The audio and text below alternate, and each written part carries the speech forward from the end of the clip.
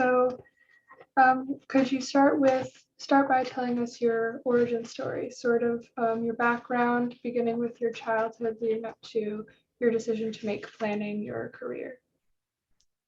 Well, childhood starts a long time ago, but I'll see what I can remember. Actually, I grew up in Greenfield Center, town of Greenfield, actually, outside of Saratoga. Went to Saratoga schools. Where I lived, it was 2 one-lane dirt roads, so it was rural, it was remote.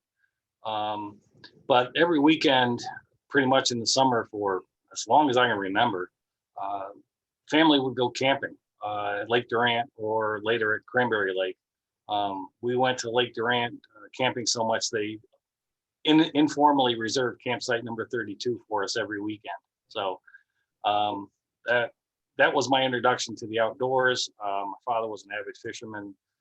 So I always kind of gravitated to the outdoors. We lived on a place, as I said, in Greenfield. We had 60 acres. We had our courses, we had trails. And so outdoors was a way of life. And I originally, many years ago, went to college originally to be a earth science teacher because, that was where I was gravitating towards and my interests were. And as I indicated earlier, college and I at that point in time were mutually exclusive. They didn't like me and I wasn't quite ready to put my efforts into them. So ended up in the military for a number of years, got out of the military in 1980, went back to college. Warren County had an internship program open in the planning department. I came here and that was 41 years ago and I'm still here. All right, thank you. We'd like to know about your current responsibilities and your team. So as county planner, what are your main responsibilities and how would you describe the service that your team provides to other agencies of county and town government? That's a broad question. Yeah. You can shorten it a bit. The whole role of the planning department and myself and others has evolved over the years. I like to joke that when I came to Warren County, the ballpoint pen was a modern invention. Now, everything's run by computers and, everything's digitally and remote. And Lord help us the day we get a form that has to be typed on because there's only one typewriter in this whole floor of the building. So, so things have changed. Really, from my perspective, at this point in time in my career, my role is really to funnel the technical expertise of the department into the projects that we are assigned to by the board of supervisors.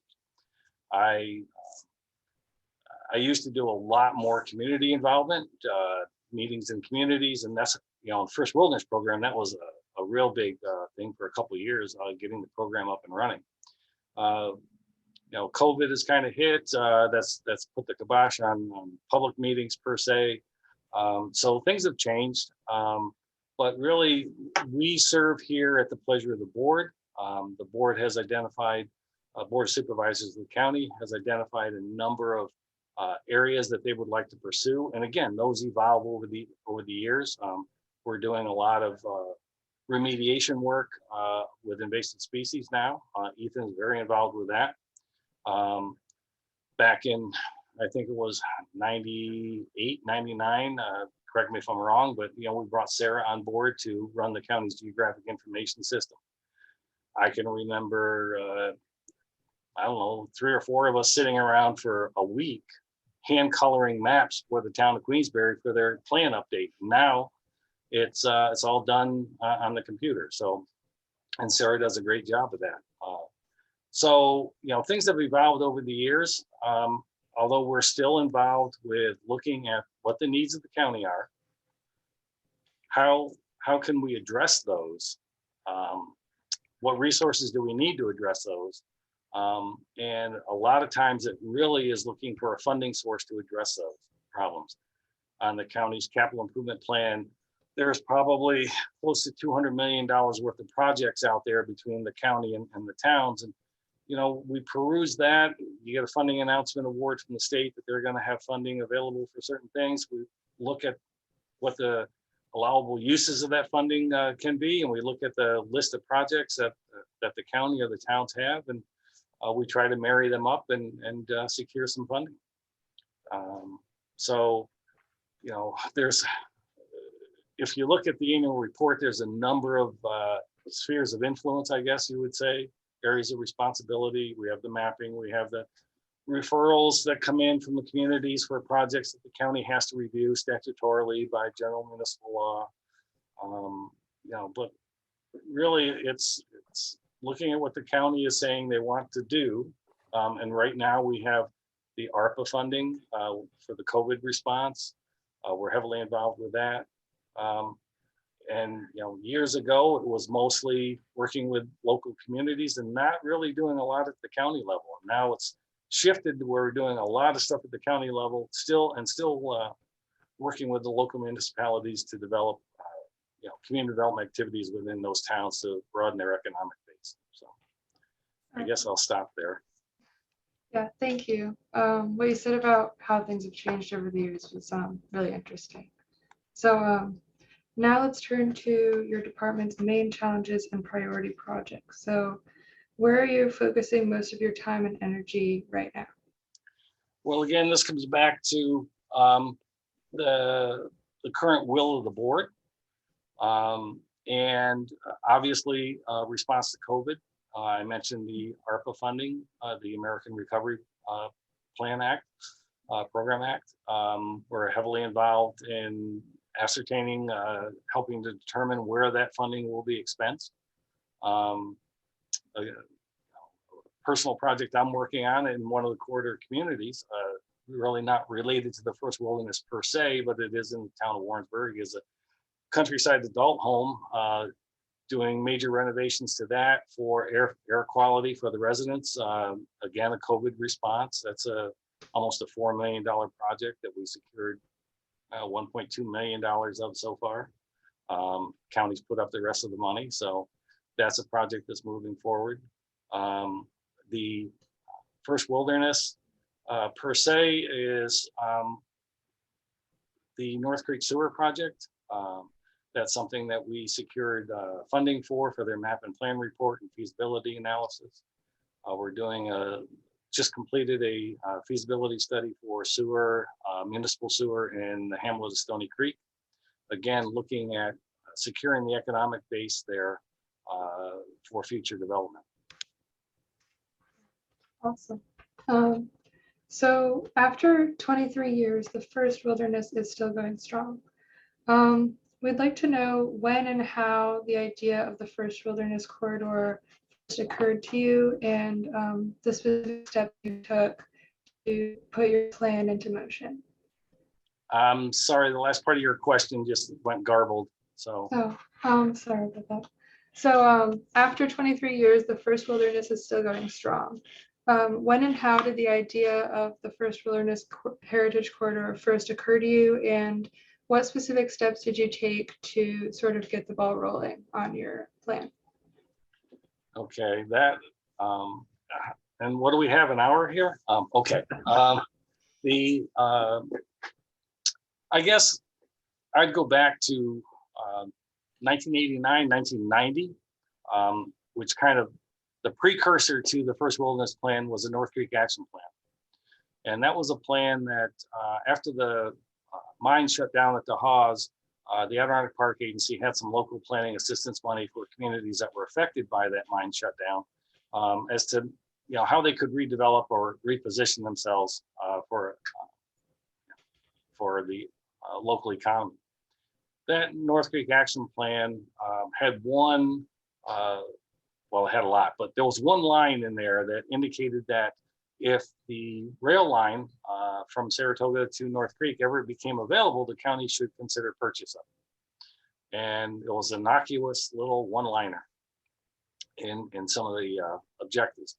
So fast forward to 1994, 1995, then Congressman Jerry Solomon had a copy of that plan And he was on the transportation committee at the federal level and held that up in a public meeting and said, we need to fund this. And lo and behold, the county received a couple $1 million to buy the line through the Transportation Act. So, so then here in the office, other planner here, Patricia and myself, looked at each other and said, okay, so what are we going to do with it? About that time in 1996, I believe it was, I went to the National Planning Federation conference in Seattle. And they had a session there on the National Heritage Rivers Program, which was really 11 rivers that received federal funding for promotion of the river as a heritage area. And we kind of looked at that and said, really, if we use the North Creek Action Plan as a starting point and expand that to the communities along the River Rail Corridor in Warren County, it's basically the same thing. And after that, I had some conversations with Department of State and in their local waterfront revitalization program, and they encouraged us to submit an application to explore that possibility of expanding the North Creek Action Plan into a regional plan. We did that, and so I just got a reminder that we have this meeting. Okay, so we did that. We submitted the application, and we secured the services of a consulting firm in Saratoga. And about that same time in Saratoga County, the towns of Hadley and Corinth said, hey, we'd like to be part of this too. So we did another small application, I think it was like $9,600, and brought them on board. And that plan became the genesis, actually became the first wilderness plan. It was originally called the Upper Hudson River Redevelopment Strategy. And as part of all the groundwork that was done by the consulting firm, they came up with the concept of the first wilderness. And that stems back to that the Adirondacks were the first area in the country that legislatively was going to be deemed a wilderness. And so it was the first area set aside by legislative action in this country to preserve wilderness. And in the days of old, I guess, you know, access to the corridor was either by rail or it was by the river. Very few roads. So that was a genesis of the program. I will say that the development of that plan led to, that was in 2000. The plan was developed in 2002. We did the action plan, which identified 241 specific projects or goals. And that whole process in those couple years was a lot of fun. I mean, met with community groups, met with town boards, met with state agencies, locally with a consultant. I know that I logged 182 separate meetings over those 2 years. But it was a fun project, and it still has been. And, you know, I think over the years we've implemented a lot of that. There's always something to do. There's always something more to do, but that was kind of the whole birthing process, if you will, for the first wilderness plan. All right, thank you.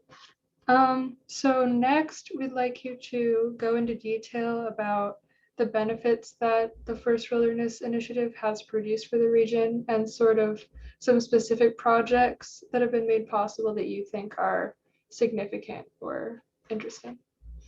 Well, you know, I think probably one of the most significant benefits is that we, at least years ago anyway, we got everybody talking to everybody else. The communities learned to complement each other and not compete. We try to have them work out schedules where, you know, significant events, you know, Stony Creek Mountain Days didn't compete the same weekend with something else going on up in North Creek. So, you know, we had success with that, not always, but, you know, this is a very reserved group of individuals in a lot of cases who have done things a certain way and are going to continue to do things a certain way. But I think what, you know, I am most pleased about with the corridor is the whole concept from our perspective was this is an economic development project. And so what can we do to make these communities more resilient, less dependent upon a single source of either recreation or resource extraction or utilization segment of the market? And, I think we've done that. Not as well as I would hope. There's always room for improvement. There's always projects that, fell by the wayside. We had a really significant project that I wish had gone forward. We had funding for it. And that was a whitewater rodeo complex on the Sacandaga River in Hadley and Lake Luzerne. That went through design, and then National Grid would not let them tie into their equipment, tie into the banks of the river that National Grid owned. And so the project died right there, but that would have been a significant project.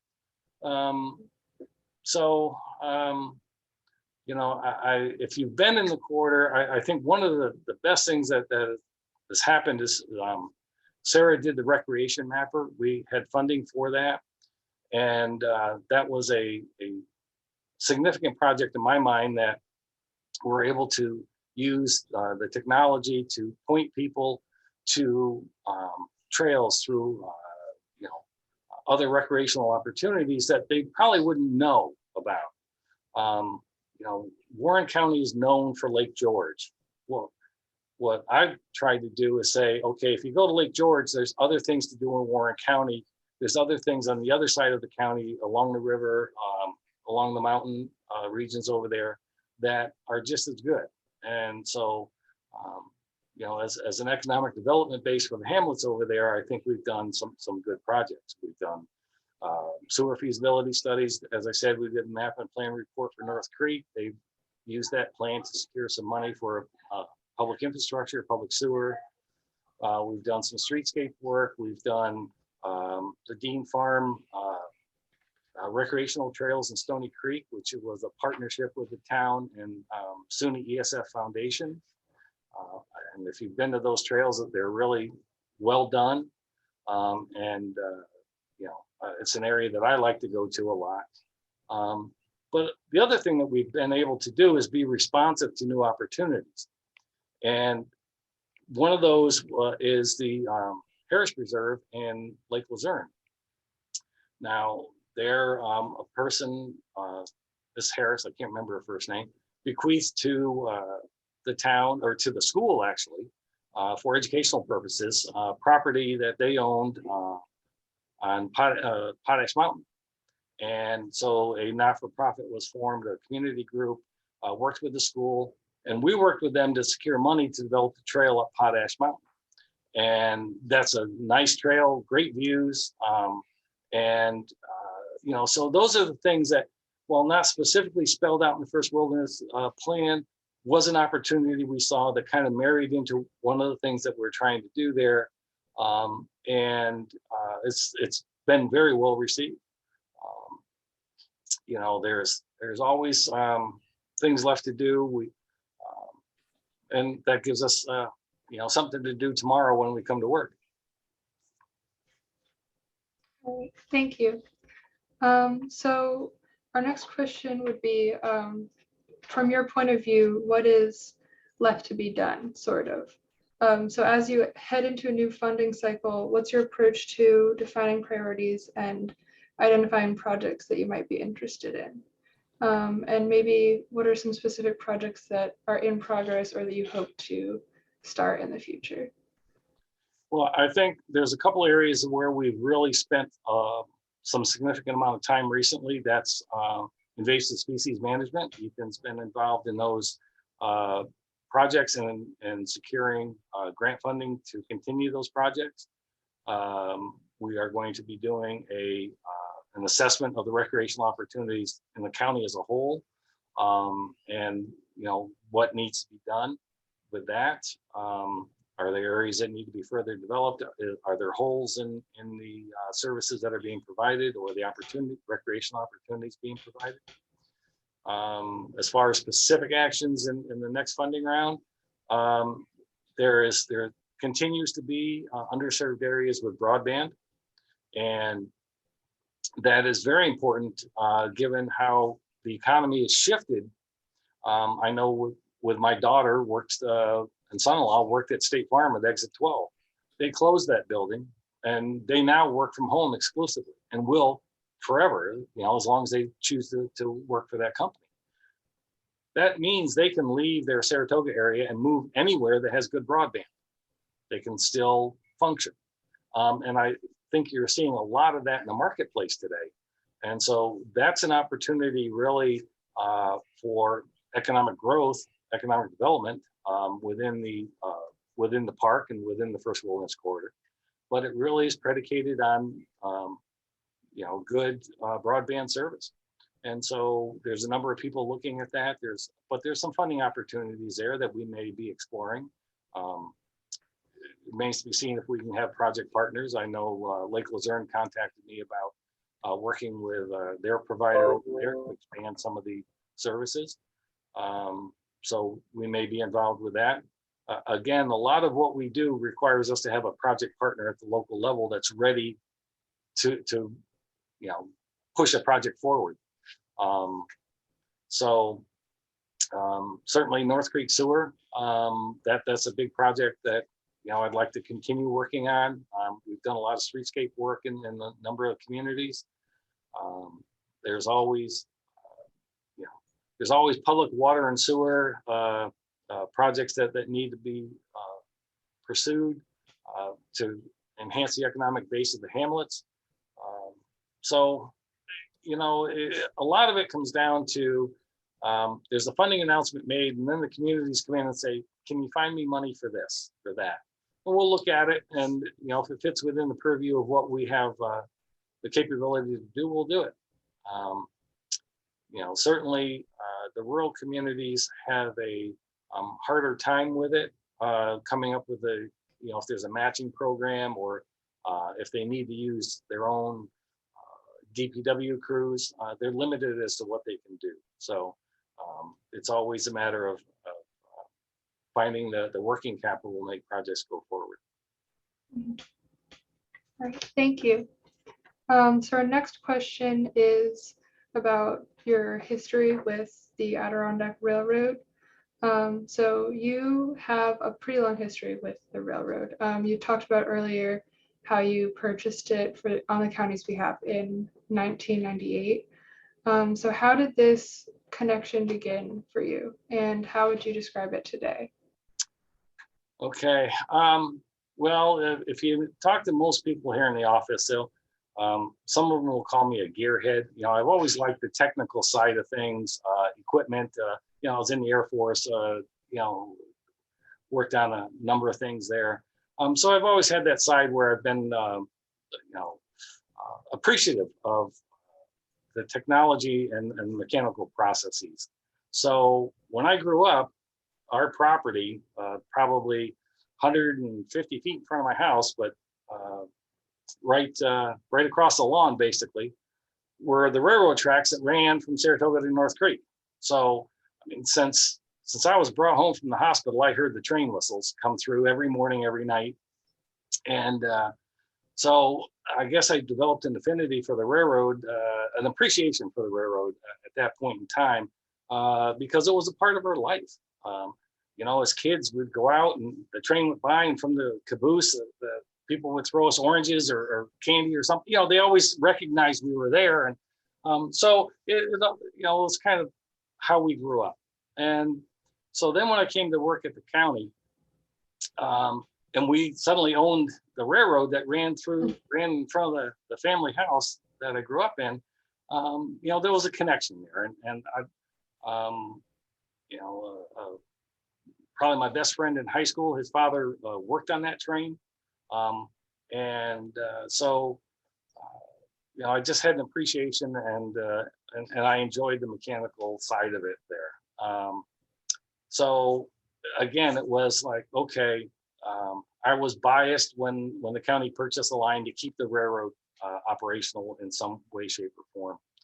And so that was, again, I guess, what drove part of the whole concept of the first wilderness was, that river rail corridor was important, both from my historical perspective and as a planner here at the county, looking at the economic engine, if you want to call it that, no pun intended there, but if you look at the economics of what that rail line can provide, there's a lot of talk now about maybe making a rail trail. Well, if the rail line comes up, you're never going to put it back. So, that's a decision that would really have to be made with a lot of thought. And again, the rail line served a purpose for a number of years with the CoHost mine, the titanium dioxide. There's still a significant deposit that's has not been extracted up at the CoHost. Whether it will or remains economically viable, that's the mine was shut down for a reason. But there's still a lot of product up there. And the original intent of the operator, the last operator on the line, was to transport those tailings downstate for use in various road construction projects or other uses. There were a lot of fingers in the pot there to try to make that happen, and it just wasn't economically feasible. There's some issues with, and rightfully so, with the financial capability of the previous operator. But right now, what all that did, it kind of preserved the line. And I think Rev Rail is using it for the rail bikes now, and they're providing a significant economic, engine for the community. I believe their ridership is somewhere in the 25,000 over the course of the summer. Their ticket booth is in North Creek. They all come to North Creek to go downtown in between, their ride or afterwards. And so I think that's been a very beneficial economic activity there. Whether it's going to continue, I mean, certainly they're going strong, but I'm glad to see the rail lines preserved to this point. I'd like to see, a more long-term use for it. There are some issues if the line was made into a trail per se, with the line that goes from North Creek to the CoHost. That part of the railroad started in 1942, completed in 1944. It was built under the War Powers Act, World War II. A lot of the land was acquired by eminent domain, and there were reversion clauses in the deeds that say if it's not used as a railroad, it goes back to the previous ownership or their heirs. So there's a whole legal issue of making that happen if you want to make it a trail. Where's it going? It'll still be an issue long after I retire. So. Great. Thank you. So our next question would be sort of about how you view the first wilderness. So as we proceed in telling the story of the first wilderness, we think it would be helpful to hear how you describe it and what you think makes it a special place. So what do you most want those outside of the county or those who haven't visited to know about it?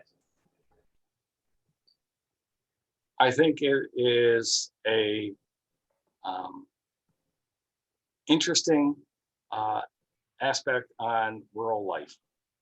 And the development of the communities along the rail corridor, the river rail corridor, created unique opportunities, created a work ethic. And when you look at how some of these communities developed and have kind of morphed over the years into where they're at now, I think it's a compelling story of life in the wilderness. It wasn't always easy to get here. You couldn't just get in a car and drive a couple hours from wherever you were and get here. The rail opened up the possibility. Then the improvement in the roadways and the private automobile really changed the landscape. So you can go back and look from, one of the things I always found very interesting, little tidbit fact is that the log drives on the rivers, that you see the people out there moving the logs. The first one ever in the north in this country was started at Thurman and went to Queensbury. I mean, that's a little known historical tidbit that kind of really talks about the entrepreneurship and the adventure of the residents of the area. I think it's also the river is beautiful, and the rail line gave you a great opportunity to see that. And I think there's an appreciation for that and for the architecture of the area. When the state redid the bridge on Route 8 a number of years ago, they received public comment on redoing that bridge. And part of that public comment was its architectural style. And so that bridge was somewhat redesigned to match the other bridges along the River Rail corridor, the 418 bridge, some of the bridges over Wolf Creek and whatever on the rail line. So, I think there is a story there. But really it's, for me, I've done the North Creek Whitewater Race. I've actually finished a couple times, not dry, but I finished. And I've hiked a lot of the trails. And, I just think that it's an area that's close to the capital region, close to other areas, but yet that is really an environment into itself. All right, thank you. So for our last question, we'd like to ask sort of about your plans for the future. So you've had a long and very successful career so far. You've been Warren County's planner for 40 years. And if you wouldn't mind, we'd like to ask about your latest thinking about retirement and about the time you'll be able to spend with your family. And also sort of for you to tell us about your family and what you're most looking forward to as you move forward.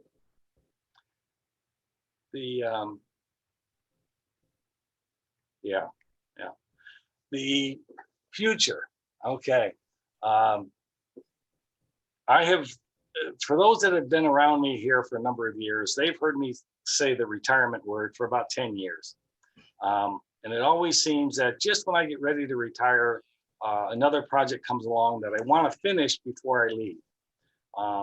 And I think I'm in trouble right now because the funding project at Countryside Adult Home, which I secured a significant amount of funding for, is in the design phase right now. We'll go to construction this fall, but I had hoped to be out of here by Halloween.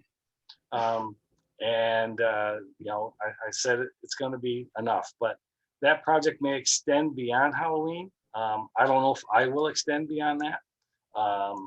Depends on where it is, but I am looking forward, to retiring.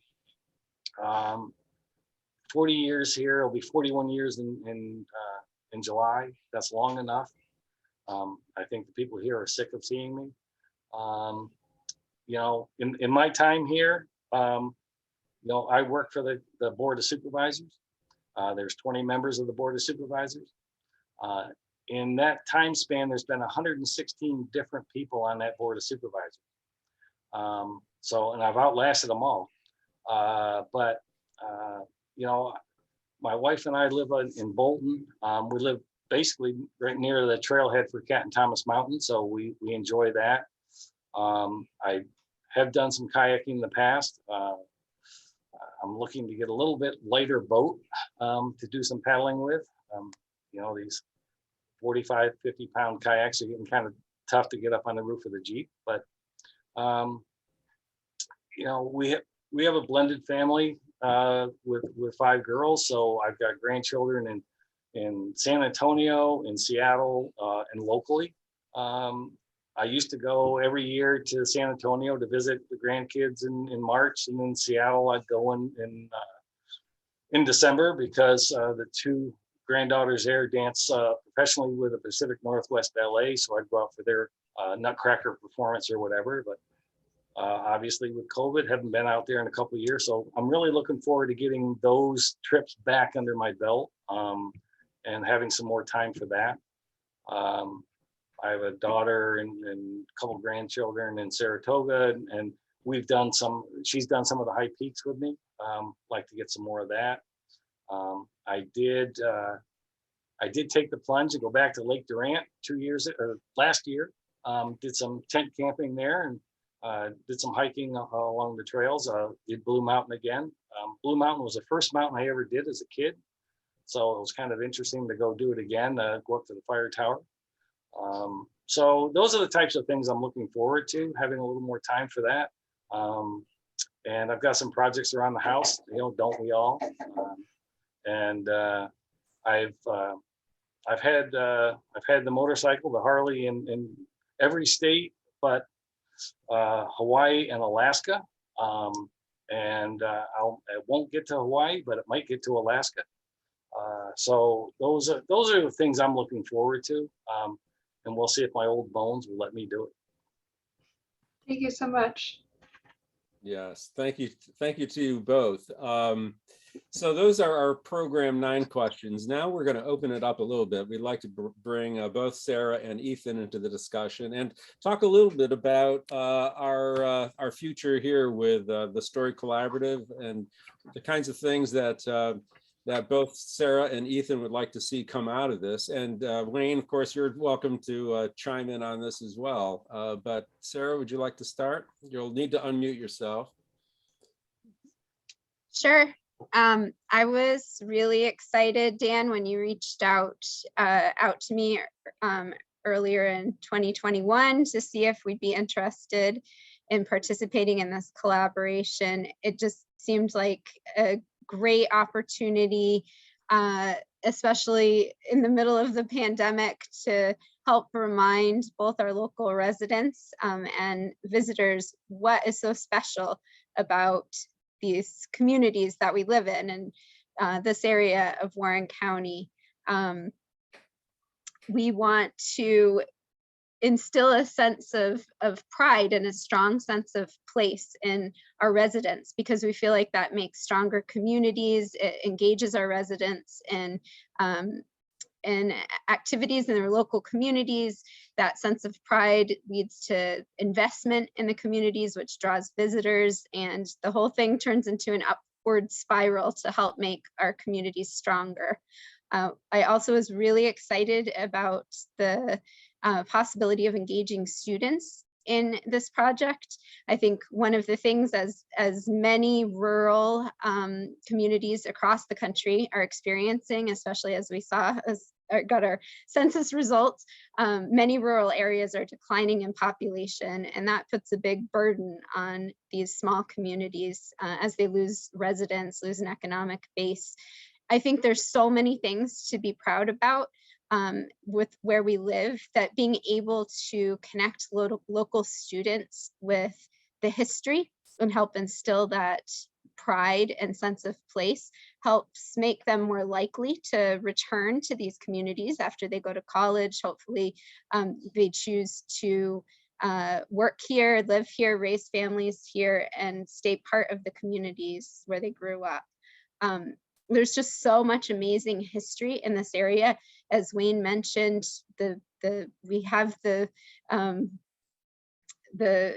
name of this program is First Wilderness, because this is the first place in America where wilderness was legislatively protected, both at the state level and also at the national level. The National Wilderness Act of 1964 was written in the town of Johnsburg, which is an amazing fact of history that I feel like many of our local residents aren't familiar with. So we're so excited that we've been able to connect with the descendants of many of the people who were involved in this important wilderness conservation back in the day. And we're going to be able to talk to their children and grandchildren and learn more about that amazing history of our area to share with both our local residents and also visitors. Thank you. Ethan, would you like to add to that? Yeah, Sarah, thanks for that. Turning to Ethan, as we think about, we talked a lot, and as Sarah just mentioned, the unique and interesting history of the first wilderness, and that's certainly an important part of what we're doing. But I think an equally important part is a focus on more of the present and the future at the same time. So, Ethan, I'm interested in your perspective on the modern day circumstances in these Hudson River towns that are part of the first wilderness, and what are the issues that we should be looking at, and how are you looking at the community development within those towns at this point? That's a great question. So, I came to the department about almost a year ago, and taking a look at the first wilderness program is that it's really a fascinating example of regional planning. A lot of the times in the planning world, you just work with one municipality, whereas the first wilderness concept that Wayne has developed cuts across these jurisdictional and administrative boundaries and really gets at the heart of what some of the community priorities are for people. And it's pretty interesting to be organized that way, because I think people do sort of orient themselves around a bioregion like the Hudson River. So it's a really useful apparatus that Wayne's built. From a nuts and bolts perspective, the public outreach that's going to come out of these community conversations are going to allow us to, continue this really good track record of winning grant funds. Wayne and the department have secured millions of dollars over the last 20 years. It's very successful, and trying to rebuild something like this from the ground up would take years. And sort of make this planning process relevant. Plans are living documents. The last update I think was in 2017, and we need to update these things to reflect current reality. 2017, I don't think anyone would have anticipated COVID. So now it's like, hey, we've got this boom in second homes. We've got unprecedented pressure on our outdoor recreation facilities. We've got an aging population, broadband, and even something like climate change. So these community conversations will help inform how things are changing in the first wilderness corridor. And based on that information, we can, go forward and continue to seek out grant funding for important projects. It's also, the element of, community outreach is really critical to planning. When it comes to community development versus economic development, we can't, as planners, measure success just on things that show up on a ledger book. If you were an economic developer, you might say, hey, the increase in, property values and occupancy tax revenue, good job, pat on the back, we're done. But when you actually start talking to people that live in the community, you might see a little bit of a different story. Not to say that it's all negative, but hey, maybe it means that there's a decline in the amount of modest homes that year-round residents would occupy, which results in declining school enrollment, fewer firefighters, less people to be engaged with civic organizations. So we got to have those conversations with people to figure that out. So it'll be cool to see what you guys come up with these community conversations, because it will be the intersection of community development and economic development. We can't, I think you guys will be able to really focus on this qualitative stuff, and we can lend some more technical information to it. And then I think where those two blend together will be our best opportunity. So ideally, in a perfect world, it's like, hey, we're going to continue Wayne's success. We're going to continue to focus on, community development projects that bring in grant funding and make the first wilderness a better spot to live and visit. Yeah, that's great. Thank you. Yeah. Well, Zoom certainly makes things easy. It's certainly easy to have group conversations. And we also have this tool called Trent, which allows us to take the recordings and produce very rapidly, very easily a near perfect transcript. And that's what Claire will be working with when she produces a story on this. We're experimenting with these media. And I guess in that spirit, I think the group is small enough here that I'm going to invite everybody to unmute. We have another 10 minutes or so before our hour is up. if there are any additional questions, any comments, any discussion, issues you'd like to put on the table, it's an open invitation to the group to do that. I hope you've all just gotten some kind of a signal that invites you to unmute. I guess I would just ask one more question to Wayne, and that is, Wayne, over the 40 years, how would you say the job of the county planner has changed? And how has the county itself changed? What have been the biggest changes you've seen in 4 decades? Oh, brother.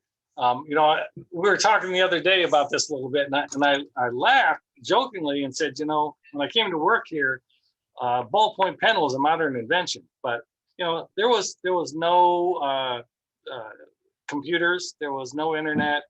Everything was done over landline. Our copier was a single sheet feed. Now they duplex. You can print to them. They can scan all that stuff. So that's really made the job easier. It's made us as individuals more productive. Our first computer came here in mid 80s, and it was an IBM Model 30, and they had a 30 meg hard drive, and that was just outstanding at the time. So as technology has changed, so has the capabilities. I mean, Sarah's really what she does with the geographic information system is just phenomenal stuff. And so that's another tool that we have to tell the story, and to analyze.